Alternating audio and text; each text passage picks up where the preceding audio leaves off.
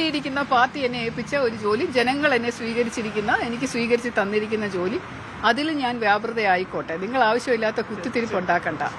ഞാൻ അതൃപ്തി ഇല്ല, എനിക്ക് പരസ്യമാക്കിയിട്ടില്ല. എനിക്കിപ്പോഴും അതൃപ്തിയില്ല, തൃപ്തി തന്നെയാണ്. ഞാൻ ഹാപ്പിയാണ്. ഓൺലൈൻ പോർട്ടലിലെ ആ വാർത്ത നിങ്ങൾ കാണൂ. പത്രക്കാർ എഴുതുന്ന ദേശാഭിമാനി പോലെയുള്ളവർ എഴുതുന്നത് മാത്രം ശ്രദ്ധിക്കാതെ അതിനകത്ത് ഞാൻ പറഞ്ഞിരിക്കുന്നത് ഒന്ന് കണ്ടു നോക്കൂ. അതിനകത്ത് ഞാൻ അതൃപ്തി എന്ന് പറഞ്ഞിട്ടില്ല, തൃപ്തിയാണ്, കൺസെൻസസിലാണ്, ഹാപ്പിയാണ് എന്ന് തന്നെയാണ് പറഞ്ഞത്. അല്ല, മേഡത്തെ മേയറാക്കാം എന്നൊരു ഉറപ്പ് നൽകിയിട്ടുണ്ടായിരുന്നു ഭരണത്തിൽ വന്നാൽ? അങ്ങനെ ഒരു ഉറപ്പ് കിട്ടിയായിരുന്നു നേതൃത്വത്തിന്റെ ഭാഗത്ത്? ഇല്ല, കോർപ്പറേഷൻ ഇലക്ഷന് നിൽക്കാൻ വിസമ്മതിച്ചപ്പോ നിൽക്കാനായിട്ട് എന്നെ പ്രേരിപ്പിച്ച ഒരു ഘടകം എന്ന് പറയുന്നത് മേയറാക്കാം എന്നുള്ള ഒരു ഉറപ്പുണ്ടായിരുന്നു. അത് അങ്ങനെയൊക്കെ വെറും കൗൺസിലറായിട്ടല്ല നിർത്തുന്നത്, മേയർ സ്ഥാനാർത്ഥിയായിട്ടാണ് നിർത്തുന്നത് എന്ന് പറഞ്ഞിരുന്നത് കൊണ്ടാണ് ഞാൻ നിൽക്കാൻ തന്നെ തയ്യാറായത്. അത് ഞാൻ ആ ഇന്റർവ്യൂവിൽ പറഞ്ഞിട്ടുണ്ട്. അല്ല, എന്നിട്ട് അത് തെരഞ്ഞെടുപ്പ് നടക്കുന്ന ഒരു അവസരത്തിൽ, പ്രചാരണം നടക്കുന്ന അവസരത്തിലെല്ലാം മേയർ എന്ന നിലയിൽ പല ചർച്ചകളിലും പോയത് മേഡമായിരുന്നു.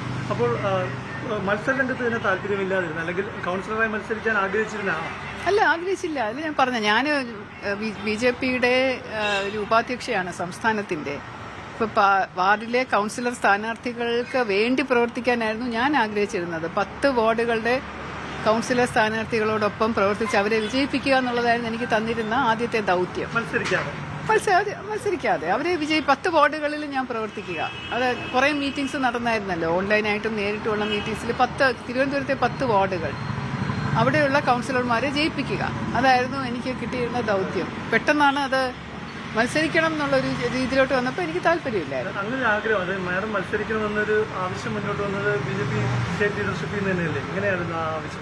സ്റ്റേറ്റ് ലീഡർഷിപ്പ് മാത്രമായിട്ടൊരു തീരുമാനം എടുക്കുമെന്ന് എനിക്ക് അറിയില്ല, ആയിരിക്കും. പക്ഷെ എന്നോട് പറഞ്ഞ സ്റ്റേറ്റ് ലീഡർഷിപ്പാണ് എന്നോട് പറഞ്ഞത്. അങ്ങനെ ഒരു ആഗ്രഹം. ഒരു കൗൺസിലറായി മാത്രം വന്ന് നഗരസഭയിൽ ഇരിക്കുക, അങ്ങനെ ദൗത്യമായിരുന്നോ പറഞ്ഞിരുന്നു? നിങ്ങൾക്ക് എന്താ തോന്നുന്നേ, അങ്ങനെ ആയിരുന്നോ? അല്ല, മേഡത്തിന്റെ അവസരം നിഷേധിച്ചതിന് പിന്നിൽ എന്തെങ്കിലും തരത്തിലുള്ള മറ്റെന്തെങ്കിലും തരത്തിലുള്ള ചർച്ചകളോ അല്ലെങ്കിൽ എന്തെങ്കിലും അട്ടിമറി അങ്ങനെ എന്തെങ്കിലും നടന്നിട്ടുണ്ടോ? ഇതിൽ എന്താണ് സംഭവിച്ചത്? ഒന്നും അട്ടിമറിയോ അങ്ങനെ ഒന്നും നടന്നിട്ടില്ല. ഇതൊരു കൺസെൻസസിന്റെ പുറത്ത് തന്നെ, ജനറലായിട്ട് ഒരു കൺസെൻസസിന്റെ പുറത്ത് കേന്ദ്ര നേതൃത്വം എന്താണോ പറയുന്നത് അത് അംഗീകരിക്കാം എന്നുള്ള ജയിച്ചു വന്ന 50 കൌൺസിലേഴ്സും കൂടെ എടുത്ത ഒരു തീരുമാനത്തിന്റെ പുറത്ത് കേന്ദ്ര നേതൃത്വം പറഞ്ഞ മേയർ സ്ഥാനാർത്ഥിയും ഡെപ്യൂട്ടി മേയർ സ്ഥാനാർത്ഥിയും മനസ്സാ അംഗീകരിക്കുകയായിരുന്നു.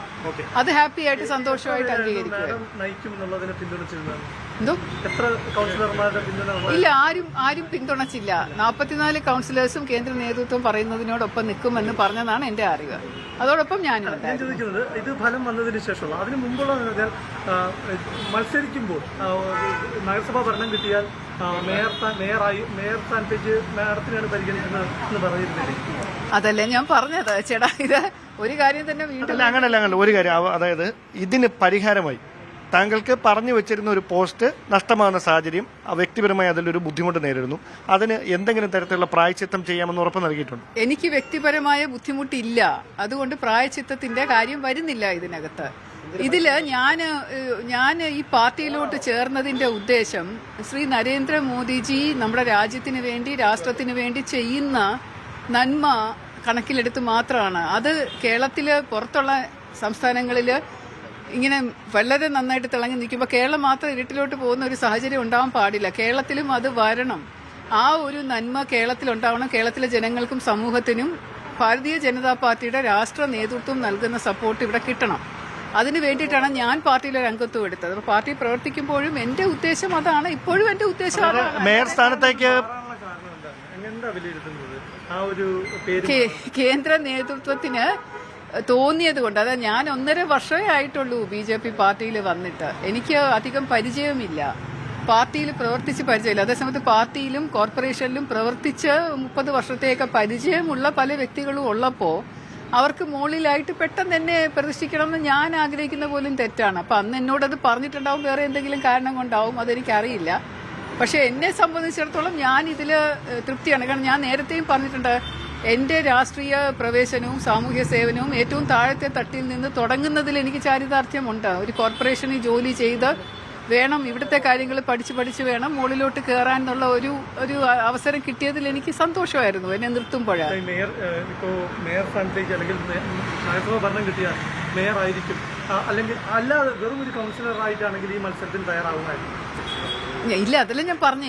അത് മനസ്സിലായി മേഡം. അതല്ല, അതായത് നിയമസഭാ തെരഞ്ഞെടുപ്പിൽ മേഡം മത്സരിക്കാൻ സന്നദ്ധത അറിയിച്ചിട്ടുണ്ട്. അങ്ങനെ എന്തെങ്കിലും ഒരു ഒത്തുതീർപ്പിലേക്ക് അതിനെപ്പറ്റി ചർച്ചയൊന്നും നടന്നിട്ടില്ല. എനിക്ക് താല്പര്യമില്ല. ഞാൻ മത്സരിക്കാൻ താല്പര്യമില്ല. ഇല്ല, എനിക്ക് ഈ തെരഞ്ഞെടുപ്പിൽ മത്സരിക്കാൻ താല്പര്യമില്ലാത്തതുപോലെ തന്നെ നിയമസഭാ തെരഞ്ഞെടുപ്പിലും എനിക്ക് മത്സരിക്കാൻ താല്പര്യമില്ല. ഞാൻ BJP പാർട്ടിയുടെ ഒരു പ്രവർത്തകയായി സേവനം ചെയ്യാനായിട്ട് മാത്രമാണ് എനിക്ക് ആഗ്രഹം. ഒരു ചർച്ചയും നടന്നിട്ടില്ല. നിങ്ങൾ പത്രക്കാർ നടത്തിയ ചർച്ചയേ ഉള്ളൂ. ശാസ്ത്രമംഗലം വാർഡ് ഉൾപ്പെടുന്ന വട്ടിയൂർക്കാവ് മണ്ഡലത്തിലേക്ക് ശ്രീധരകുമാരനെ പരിഗണിക്കുന്നു എന്നുള്ള പാർട്ടി ആര് പറഞ്ഞു? ആരും പറയുന്നില്ല. പക്ഷെ വലിയ സജീവ നിങ്ങൾ പത്രക്കാര് പലരും പറയുന്നതേ ഉള്ളൂ. അല്ലാതെ എന്നോട് ഇതാരും പറഞ്ഞിട്ടില്ല, ഞാനിതാരോടും പറഞ്ഞിട്ടില്ല. ഞാനിതിപ്പോ ആദ്യം പത്രങ്ങളിലൂടെ മാത്രമാണ് അറിയുന്നത്.